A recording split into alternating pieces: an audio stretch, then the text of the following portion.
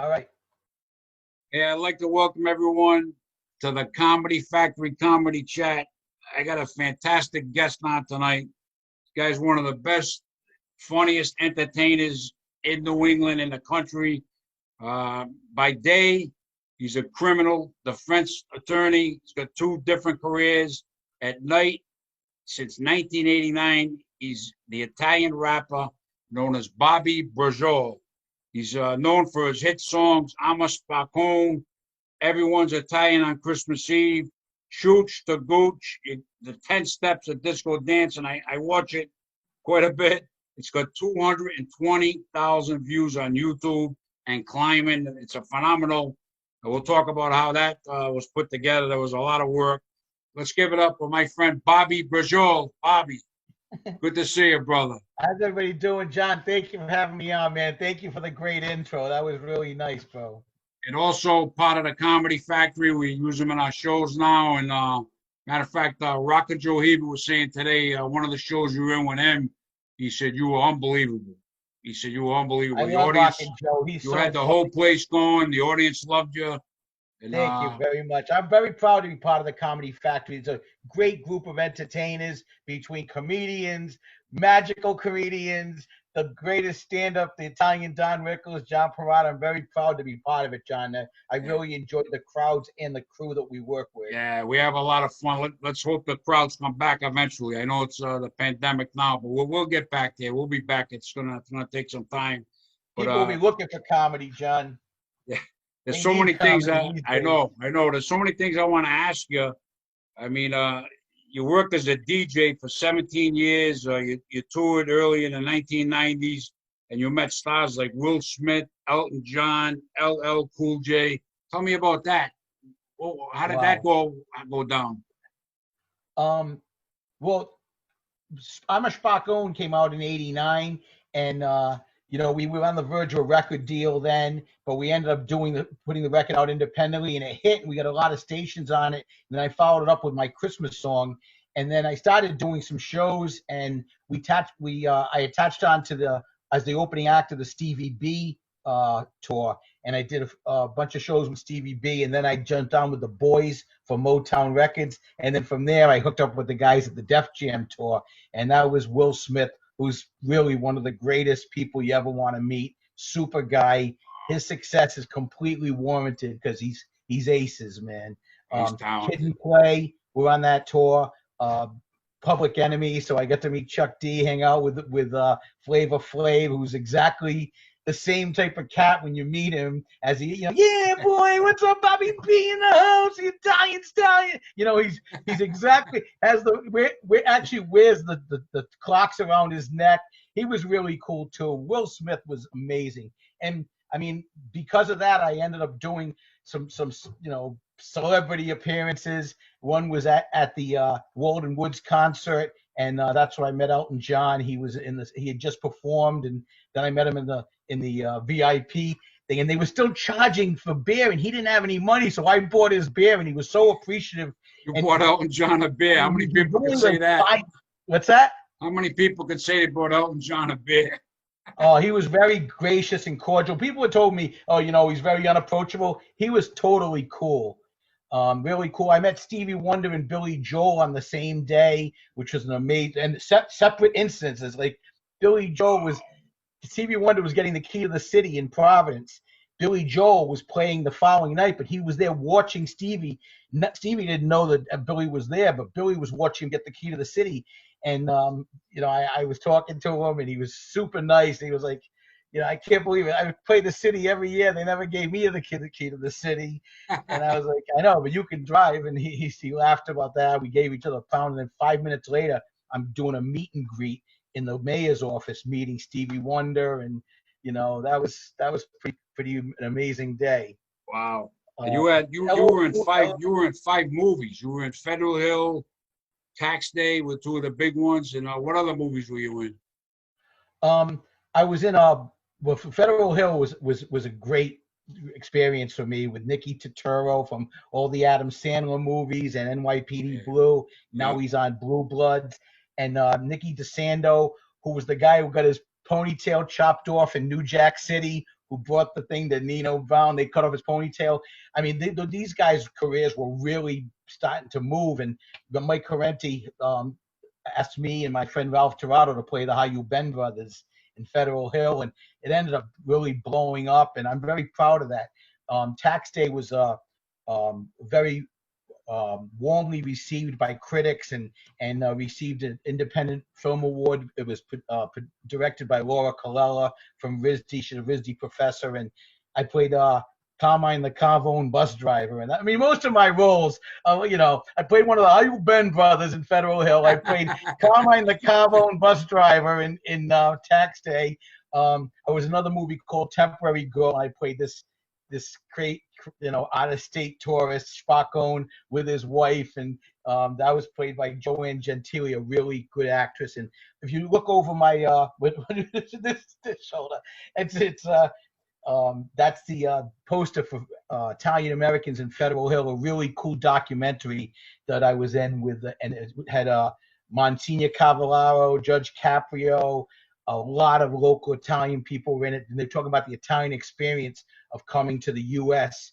and what it was like when they got here, and some of the prejudices they had to deal with. And they talked about the Italian customs, and when they got to the Seven Fishes on Christmas Eve, they hired me to do, we're at the supermarket loading up the car. We got the squid, the schmelz, the bacala, because we're rocking around the Christmas tree with Bobby Braciola and his family, an experience you will not believe, because everyone's Italian on Christmas Eve, ain't it? So I did my Christmas song in the middle of the movie as part of the Italian traditions, which was really cool. And I was in this other movie called Use Guys, where I played this Carvone pizza parlor owner, and Armin Gara was in it. Armin, a former East Providence lieutenant, who was I know in The Departed and The Sopranos. He actually gets whacked in my mother's living room, where they shot the scene where a pizza gets delivered to him. He goes, "I didn't order no fucking pizza," and the guy goes, "I know." And he drops the box and puts one in his forehead, right in my mother's living room. Oh, man.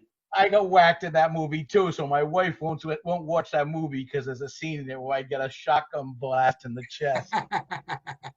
Jesus. So those are the movies I was in, and it's been a pretty cool experience considering it started with a song I wrote about being a Rhode Island, paisan called "I'm a Spacone," and it's been a fun How did ride. Bobby Braciola start? I mean, when did you get the idea, and how did it go down? Well, like you said before, I was a nightclub DJ, and I belonged to the New England DJ Association. Then when I became a lawyer, I became their attorney, and I was also kind of their go-between whenever they did a lot of big shows. That's where I met Shannon, a lot of like disco stars, Shannon and D-Train. And D-Train and James D-Train Williams and I have had a lifelong relationship because of it.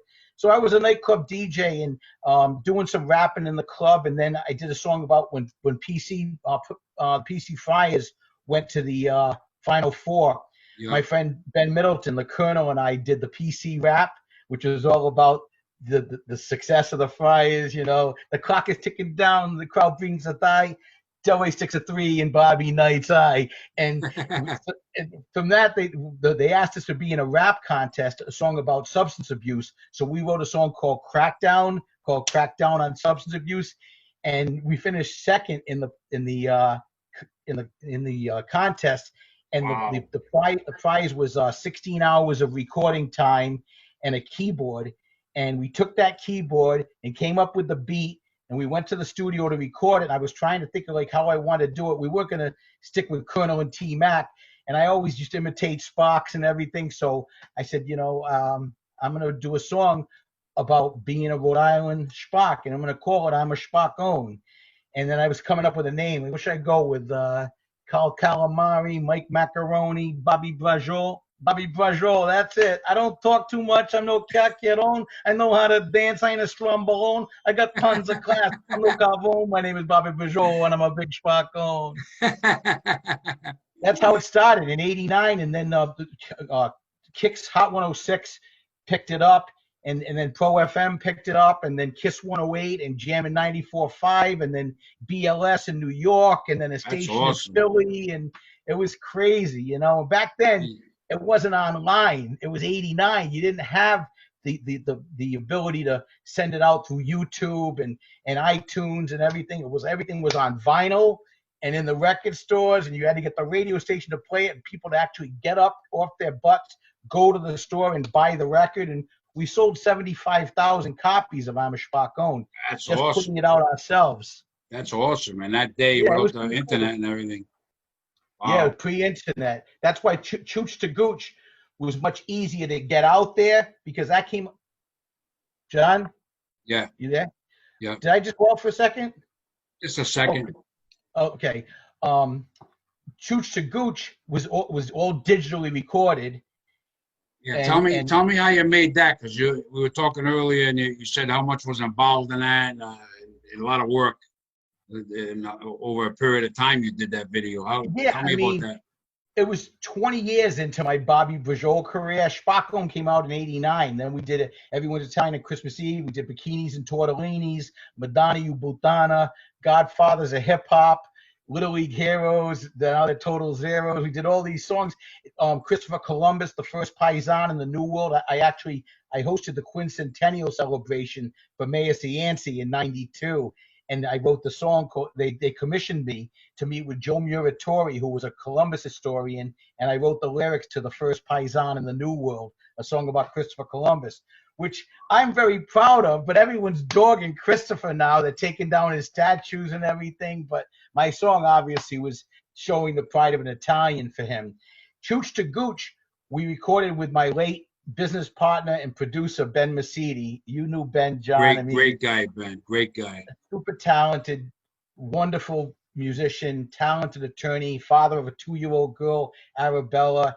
And I'm so glad that we got to produce music together. We did a song called Cuties with the Booties, and then we did Chooch to Gooch.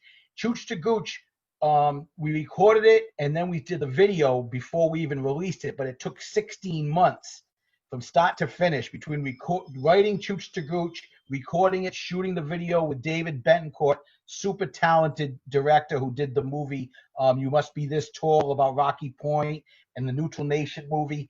He took on the project to do the video, but we had a beach scene we had to do, and we had to wait till the weather got warmer. From start to finish of recording Chooch to Gooch and then recording the video and releasing it was 16 months. That video was awesome. I mean, it's just so entertaining. You got everything you want in a video. You got it all. It's just an unbelievable video. When I watch it, you watch the whole thing. You know what I mean? I had my parents in it. My dad, before he passed, Ben is the driver of the White Eldorado. Yeah. He's also my bass player at the end, and he produced the song. We co-produced it. He did the music. He wrote the chorus. I wrote the lyrics and did the beats and stuff, and it was a great collaboration. So I'm really glad we did it. I got my family in it, my friends, my son is in it. He's doing the wax on, wax off. My wife is the background singer to the far right. Erica Van Pelt is in that. She was a finalist on American Idol, one of the top 10, and she toured with. I mean, we really had a lot of talented people in that project, and it really took off. But unlike the other songs that you had to put out on vinyl and go to a record store, this one, we put it out, it started hitting, then the record company came to us, and it was this label, Big Fish Media. When Spacone first came out, I tried to sell it to Sony Records and Atlantic. I got an offer from Atlantic. I could have been on the same label as Aretha Franklin and the Stones. And CBS was really banging. Obviously, they had Epic Records with Michael Jackson, but they had all these other great artists too. D-Train was on CBS. The Journey, Phil Collins. I mean, it was crazy. And we were very close to a deal, but we didn't get signed. 2010, we put out Chooch to Gooch. Big Fish Media contacts us. We end up getting a record deal. Big Fish Media gets bought by The Orchard. The Orchard gets absorbed by Sony Music. So now I am a Sony Music artist 30 years later. Wow. It's crazy. That Spacone came out in '89. Here it is, 2020, and now we're signed to Sony through The Orchard, and the record really hit. Like you said, I didn't know we had 220,000 views. Yeah. Oh yeah. That's really something. I'm so grateful and so blessed for that. If anybody hasn't seen it, you gotta Google "Chooch the Gooch" and you gotta watch the video because it's the song and the video. It's you can't beat it. You know what I mean? It's one of the best. Yeah, Thank you so much. I mean, maybe because I'm Italian, I just enjoy it. I get a kick out of it, and the way it's all acted out. You guys did it. That was an awesome And video. you guys, listen, if you really pay attention to the song, you really can go from being a chooch to gooch in 3 minutes. Capiche? You wound up in front of, was that the P-Pack you were in front of it during that? You were in front of some theater? Yeah, the P-Pack sure was. Yeah, yeah. And they did the marquee for us and everything. That was really nice. Yeah, you had that video hooked up, brother. That was It's the only line song that you can do sitting down. So even people in a wheelchair can do Chooch to Gooch because it's all upper body stuff, you know? It's like reactivate your gel, dry your back up with a towel, wax on, wax off, crush the grapes, fire your weapons like Al Capone, and know your partner with your sweat, do the spell. And that's what House Rocking's all about, ain't it? Who were the two girls crushing the grapes? Who were they? Oh, that's my son's friend Daniel Orman's mother, Jackie, and Nicole, a dear friend of Ben's, and we dressed them up. We wanted that scene to look like the famous Lucille Ball scene. Yeah, it did. Great. That's why I had them wear the kerchiefs in their head, and we actually bought like 200 pounds of grapes for them to crush for that scene. We bought them right down at the, with the grape, the farmer's market down on Harris Avenue. Yeah. We bought boxes of red grapes, got a big bushel, a barrel to put them in, and the girls got their dresses and the kerchiefs, and they did the crush the grapes. Oh, that was something, man. I really enjoyed that video. I can't say it enough, man. You got so many views on YouTube.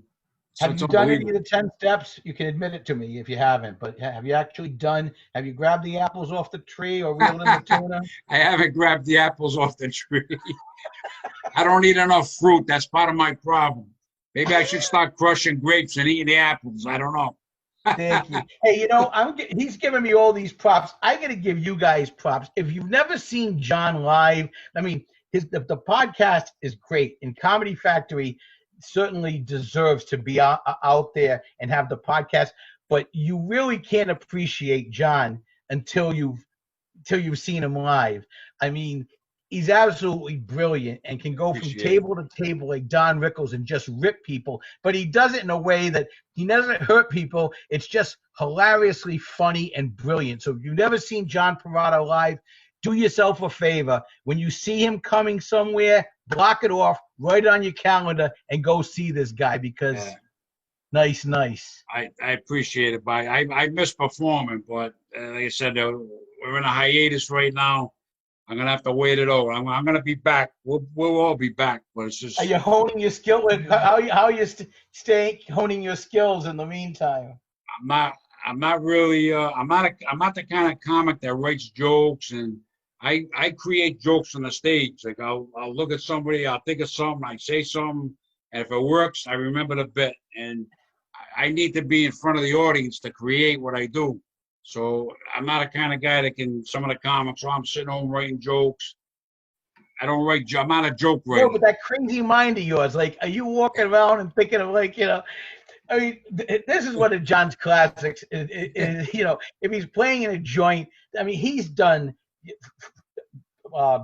Caroline, the Comedy Store. I did the Friars Club in New York Friars City. Club, I mean, it doesn't get any better than that. I mean, Friars Club is that's right. That's A-list. So the fact that you did that, but then other times, obviously in Rhode Island, he's going to get booked to go to, who knows? I mean, Joe's Spa or something. So he'll go in there for the show and he'll look around and go, wow, I really made it now.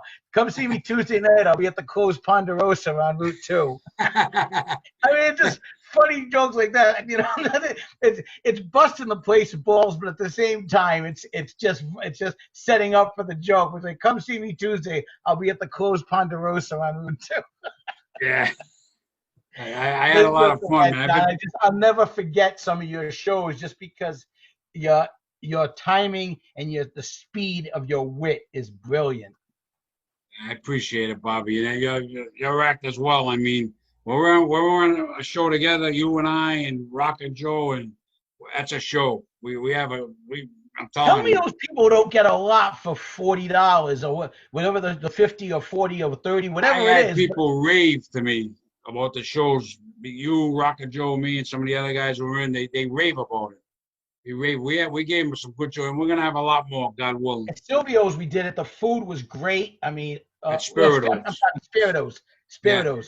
yeah. Um, We had the Actually, Prince Silvio of wanted to do a show. Mystery, But the the Prince. food was so good, and people really, really dug it. We gave them enough time, and then every comic that came on had a different flavor, so they got a real good mix of stuff. I usually open the show because I'm musical. I'm not so much stand-up. I'll tell a couple of classic jokes and everything, but I mostly just do the music and kind of prime the crowd. And then the other guys kind of take from there. And the show ebbs and flows. I mean, obviously with comedians, people have big nights, they have no off nights. So, but in the course of the 3 hours or so that you're there eating, drinking, and laughing, it's such a bang for the buck, John. You really have done a great job with that. And we had the Prince of Mystery that last show I was with you. He's funny. He is hysterical. If you've never seen the Prince of Mystery, and he usually is with John, so and Joe Hebert, I mean the guys he travels with, Mike Murray, the deaf comedian. But if you get him and the Prince of Mystery and Joe Hebert, go see that show because Joe's songs are hilarious. John's gonna rip everybody you know, and make sure the people you want him to rip are near where he's gonna be able to go. And believe me, he will tear them up. But the Prince of Mystery, this guy He's crazy. He's like a twisted, magical man of the night comedian. Like he has a dark side, but it's sweet in a lot of ways. He's just so real and so funny and so twisted. He really is. It's such a different from John. It's like seeing Don Rickles over here and seeing Andy Kaufman. Oh, yeah. You know, it's that kind of spectrum of He's a character. Really cool. I like having I like variety shows. Like I love having you come out, do your thing, the Prince of Mystery, Mike Murray, Rocker Joe, me, Brian Vince. I like coming out with variety, all different styles, you know? Yeah. So when people leave the show, they're like, wow, I saw Bobby Braciola, I saw this, I saw that. They get a little bit of everything. They got some crowd work, they got some music, they got some comedy magic. You know, they got a lot of one-line jokes. They get it all. That's why I like putting shows together. I can't wait to do it again. I love putting the shows together and having a great time, you know. And chances are we're going to throw some veal palm ziti and Robbie down your throat at the same time. Right?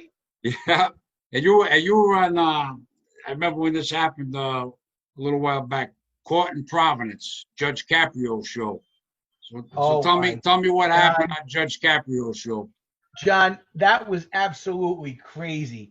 I mean, we had set it up. Okay, my assistant Bobby Nicholson had a speeding ticket, and I believe it was a speeding ticket, and but he had a good driving record. So, and I was like, Bobby, I'll take care of it. Now, the court is early in the morning. It was like 8 o'clock they start. Most of the courts start at 9:30, but Judge Caprio starts at 8 a.m. So first thing in the morning, we go in. The fucking place is packed, dude. I mean, the audience, there had to have been 150 people in the courtroom. Now, we had kind of set it up with Smitty, the guys who work with Judge Caprio and Officer Quinn, and we called them and we told Bobby said, listen, Terry's going to be representing me. But the court date he had was like December 23rd. And Judge Caprio wasn't going to be there. I think he was going to FLA. So we said, listen, could we move his court date to December 16th? And, it's close to Christmas. Bobby said, Terry can come. Maybe he'll do Everyone's Italian on Christmas Eve. They drove by Judge Caprio, who, is a friend of mine and yours. And he obviously was all about it. So we had it set up, but nobody else knew it. For me to go there representing Bobby, and the judge kind of set it up. He said, state your name for the record, Mr. McEnany. Mr. McEnany, well, I'm also known as Bobby Braciola. And the judge went off, and he's like, now this was on the Court in Providence show. So we knew they were taping, and it was going to air like the following week. So I go, I'm yes, Your Honor, Bobby Braciola, and the judge said, does anybody know what Braciola is? And he goes, anybody Italian? And unfortunately, out of like 150 people in the audience, like 2 were Italian. It was like they were all the other national, so they had no idea what Braciola was. So I'm like, okay, this is gonna be a tough audience. So I'm like, Your Honor, I'm here for Mr. Nicholson. I said, but I'd like to talk to you about, the fact that we're here for Christmas. And I was like, yo, I'm here to make the people happy, yo, with the honorable my man Judge Caprio. And everybody started like grooving, and I was like, because we're rocking around the Christmas tree, and I went right into my Christmas song and did like maybe like 4 bars of the song. And the judge was really into it. He dismissed Bobby's case, and that was it. And we knew it was going to air the following week, and it aired, and it's had like, I think, 800,000 views. However, that came out on the 23rd. We shot it on the 16th. There was a guy in the audience, unbeknownst to us, who had like a 120-mile-an-hour speeding ticket, or it was ridiculous. He is nervous as heck. He videotapes it. His name was like Jaquan or something like that. He videotapes me rapping, and he tweets out, this lawyer is rapping and I'm going to jail. Because he had like he was really nervous. He had a speeding ticket, and he thought he might go to the candy. He goes to court at 8 o'clock in the morning, and some Italian lawyer is rapping on the. So he tweets out, takes a picture of me spitting my rhymes, and he writes, "This lawyer is rapping, and I'm going to jail." He tweets it out. All of a sudden, a couple of rappers that he has on his follower list on Twitter, they pick it up. They tweet it out. Next thing you know, I get a call from my son. Dad, you're trending on Twitter. It went absolutely crazy viral for 5 days. We got 4.1 million views on this little thing of me rapping in the courtroom with him saying, I'm going to jail. And this lawyer's rapping, I'm going to jail. 4.1 million views on Twitter. Holy cow, man. It was absolutely insane. My phone was ringing off the hook.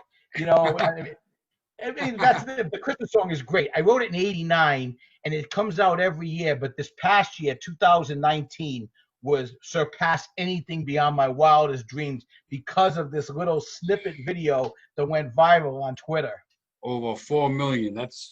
That's like 4.1 million views, John. I couldn't believe it. And it hasn't moved since then. Like, it went like 1.2 million in the first day, then 2.6, then 3.4. I'm like, oh my God, this thing's going crazy. Then it hit 4 million, and then it hit 4.1, and then it stayed there. And I'm sure it's gotten more views, but that's how things are when they go viral on Twitter. It was like 5 days of absolute insanity, and then it just stopped at 4.1 million. But I was so happy and blessed to have been able to touch that many people. And I mean, it was crazy. That's over incredible. 1% of the entire country's population viewed the video.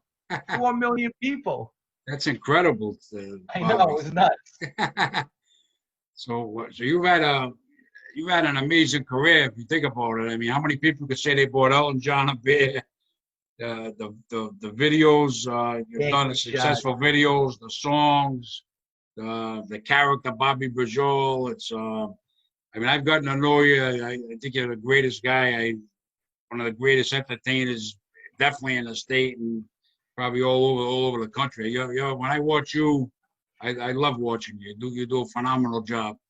John, you're a dear friend, brother. I mean, and like I told people before, I'm just so blessed to have you as a friend, and you've overcome so much adversity with your family and your wife's illness and your illness and your son, who I love dearly, going abroad, and you just always seem to step up to the plate, and you always deliver professionally, and your entertainment career, John, I will always be a friend and a fan, because I truly think you're a brilliant comedian, and everybody should really check him out. I'm not doing this because he was, I appreciate it, but John really is a true talent.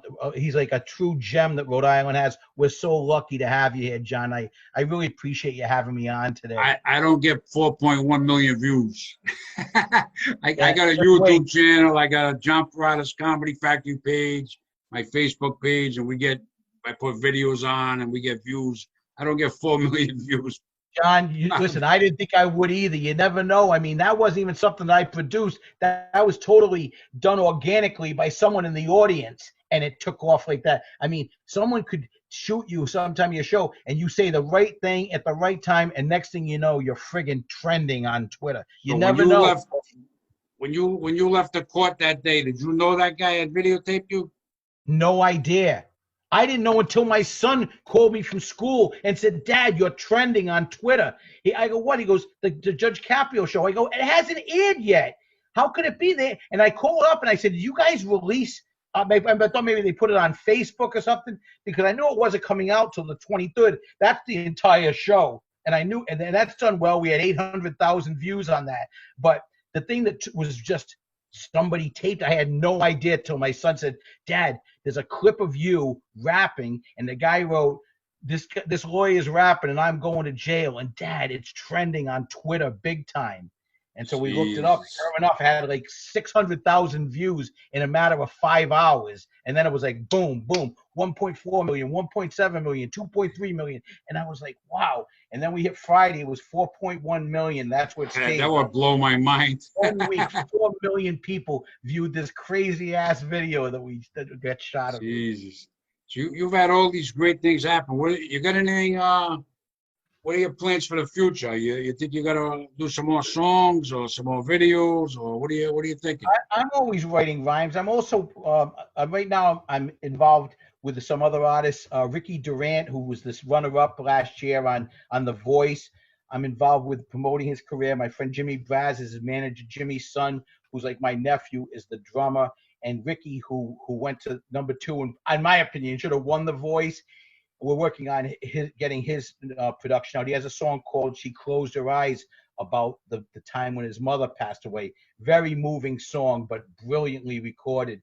So I'm working on helping Ricky's career and helping some young artists and still performing. I do a Christmas show every year. I usually do a summer show. This year, obviously, we weren't able to do that, but yeah. I'm like you, John. I'm always creating, and I'll always, it's in my blood. It's in my DNA like it is in yours. We'll keep doing it.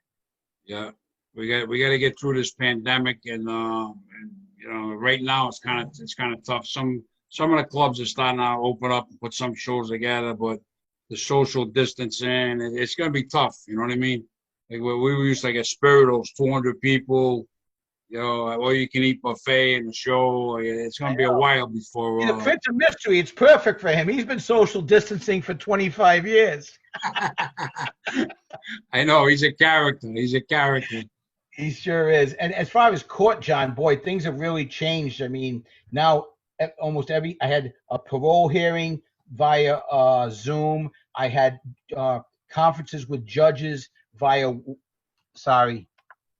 WebEx, and they're only doing things in court if it's scheduled for an exact time. They're trying to do as much remotely as possible. You go into court, there's nobody there. They're checking temperatures at the door. I mean, it's like post-apocalyptic in some ways, just how everything has changed, and it's just we're just going through it, and everybody has to make, adjustments to their life and their lifestyle. But hey, John, look, we're home with our families, talking, doing an interview. I mean, our world right now is pretty good, and I'm very thankful and blessed for that. But there's so much turmoil going on right now that this virus has, it's affected so many people and so many businesses and so many just traditions that people normally do, going out on weekends. We all have to wait and see what happens. But when it happens, John, you will be ready, as will I. Yeah, we'll be ready. We'll be ready. I know Governor Raimondo was saying today about the bars. They should afraid to open up the bars because in Florida, other places, they open the bars maybe too soon, and they got a lot of people got the case, the virus in the bars, not wearing the mask.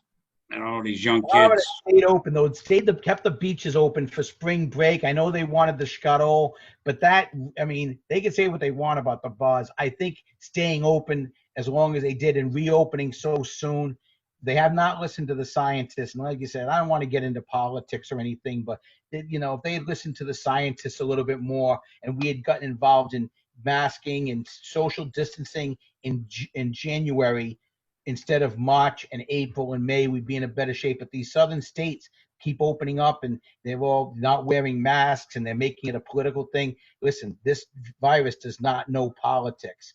This virus is out there, and as of today, I think we're nearing 130,000 American deaths, 10 million cases around the world. It's time to. Some people don't take it serious, but I've taken it serious from day one. I never didn't take it serious. You know what I mean? It's a pandemic. Sorry it affected your scheduling and your that because not only you're missing out, that those audiences that aren't getting to see your stuff are missing out. But like I said, when it's back open, if Comedy Factory's ready to rock and roll, count me in, man. Oh, you'll be there, definitely. How long you been a defense attorney, Terry? Too fucking long. No, let's see. Oh, shit. Wow. It'll be. I'm guessing 30 years, but I don't know. It'll be 35 years. 35 years. October 10th, I got sworn into the bar. It was October 10th, 1985. So, yeah, 35. October will be 30 years, bro. Yeah, I remember because I worked at the ACI for 36 years. I didn't know you. And you'd come in, they said, it's Bobby Braciola, but I didn't really know you then. You know what I mean? Yeah. But they said, that's a lawyer, he's Bobby Braciola. But I didn't know much about it. I heard a couple of your songs. You were working 95 hours a week then. You didn't have time to listen to the radio. I didn't have time, man. Yeah, but you got a heck of a thing. Defense attorney by day, Bobby Braciola by night. You've had a phenomenal success, really. Both a great attorney and a great Italian rapper. Well, coming from you, John, who was a 40-year correctional officer, performing all these years, amateur nurse at home, gourmet cook, comedy writer, and dear friend, your plate's been pretty full too, Paisano. Oh yeah, it's been full. It's definitely been full. Anything else you want to say, Terry, before we? We've covered a lot of stuff. There's probably more stuff. You got anything else you can think of you want to talk about? Nothing that's PG rated, but no. I just no, John. I just want to say that I appreciate our friendship. I appreciate your talent. I'm really glad you're in a good place with you and your family. I'm happy with my family and my home and where I am. And in this day and age, you just got to kind of be optimistic and stay faithful and just smell the roses and appreciate what we do have, because nothing's guaranteed. And there's people who are really sick right now and people who are going through it. We have a lot to be thankful for. So I just want to say, God bless you, John, and I love you dearly, bro. Yeah, God bless you, Bobby Braciola. Been one of the best guests I've had. Like I said, you got to Google Chooch the Gooch. Thank you. YouTube, Chooch to Gooch, the 10 Steps of Disco Dancing, or Everyone's Italian on Christmas Eve, or I'm a Spaccone. You gotta look at these videos. I looked at them today again. They're just awesome, and you gotta watch them. You gotta. If you're a fan of Bobby B and Johnny Perrotta, you know what I mean. You gotta check it out. I wish I could rap, but I can't. My son raps. I can't rap. I can't rap. Otherwise, I'd do a song with you. But imagine me and you doing a rap song together. Then we'll go viral, John. You're in. Now, listen, we got some free time. Let's do it. You're on. Thanks for being on. Bobby Braciola, Rhode Island's own Italian rapper. You need a criminal defense lawyer. You want to see him go viral in court. You want to hang with him and Elton John. Elton John doesn't drink anymore. You can buy him a soda. He was drinking then, though. I bought him a beer. He didn't have 2 cents on it, but what a nice guy. Totally cool. That was a great memory. Can you imagine Elton John didn't have 2 cents? He just came off the stage. I mean, it was so funny. And I couldn't believe the VIP tent was charging people. Normally, that's like complimentary. They had like 80,000 people at the show. You can't give a friggin' free beer to Don Henley or Elton John. You know, I mean, it was crazy. It's crazy, man. But I came through with my Scarol, and I was with my friend's daughter who was 14, and I introduced her to Elton John, and she couldn't even speak. She was shaking like a leaf. I'm like, Elton, this is my friend Ronnie's daughter, Melissa, and she was like, She couldn't. She had just seen him perform on stage, and he was larger than life. And the fact that she was meeting him in this tent, that she couldn't even muster a hello. How was he? How was he? Like, I love Elton John. Was he really cool? He would, John, let me tell you something. Everyone had warned me that he wasn't like he was unapproachable. He was totally down to earth, so cool, you know. And I mean, like I said, I've been blessed, and he was wonderful. Billy Joel was wonderful. Stevie Wonder was cool. Will Smith, the best of them all. Will Smith, huh? Oh my God, tremendous! What a great guy. LL Cool J was really cool. You know, I got to meet Heavy D and the Boys. I met Sly Stallone. I met Dolly Parton. You met Sylvester Stallone? Yeah, he wasn't tall at all, and he was nice. I gave him my back then it was a cassette tape. We had a cassette single of Spacone and Everyone's Time on Christmas Eve. And when I told him my name was Bobby Braciola, he cracked up, and he was like, "This I will definitely listen to." He was really nice. And Dolly Parton, we met her at Madame Wu's Chinese restaurant in L.A. The 1 week I met Dolly Parton at Madame Wu's, and I met Rick James at the Red Onion in Monterey, and he was really cool too. You know? Yeah. I love Rick James. What was that song he sang? That was his classic song. He had "You and I," "Give It to Me, Baby," Mary Jane. He had a lot of great ones. "You and I" was his big hit, and "Give It to Me, Baby." Yeah. And Dolly Parton. I love Dolly Parton. You know, I love her, and I love Kenny Rogers. I saw him once at concert. Poor guy, he passed away a while back, and I've been watching some YouTube videos of Dolly Parton and Kenny Rogers. Yeah, they had "Island in the Streams" and those songs. "Island in the Streams," We've Got Tonight. They were great together. They were great. Supposedly they never hooked up. They were just friends, but I don't know. But they were great together. They had a chemistry, you know. Yeah, chemistry. Dolly was a sweet person. I met her and her sister together, and her sister looks just like her. Is not as well endowed, but very similar face, darker hair, and both of them really sweet, like just sweet Southern belle types. You know, Wow. they were super nice. Yeah, hey, it's been Bobby. We got to do this again because I love talking to you. I feel like you're my brother. We could talk all night. You've done a phenomenal job here today. And, it's been fun, John. Thank you so much for having me. Yeah, and I really enjoyed talking to you. And, I will see you soon. Bobby Braciola, Rhode Island's own Italian rapper. You got to catch him. Thanks, Bobby. Thanks, John. Love you, brother. Stay healthy. Love you too.